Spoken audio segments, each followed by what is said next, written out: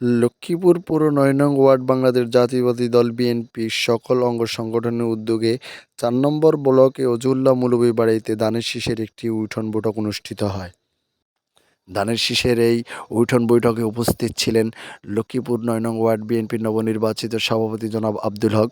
প্রধান অতিথি হিসেবে উপস্থিত ছিলেন লক্ষ্মীপুর জেলা যুবদলের সাধারণ সম্পাদক সৈয়দ রশিদুল হাসান লিঙ্কন।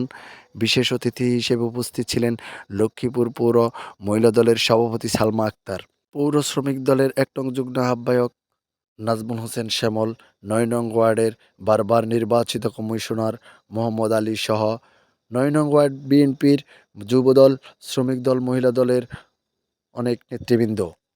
এই উঠোন বৈঠকে লক্ষ্মীপুর জেলা যুবদলের সাধারণ সম্পাদক সৈয়দ রশিদুল হাসান লিঙ্কন বলেন, কোনোটাতে তার কোনো সংশ্লিষ্টতা ছিল না।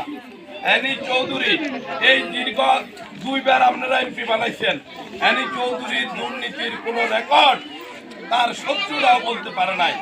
এই 16.5 বছর 17 বছর উনি এমপি ছিলেন নাই, এই বন্যায় বিভিন্ন সামাজিক কর্মকাণ্ডে উনি সক্রিয়ভাবে অংশগ্রহণ করেছেন।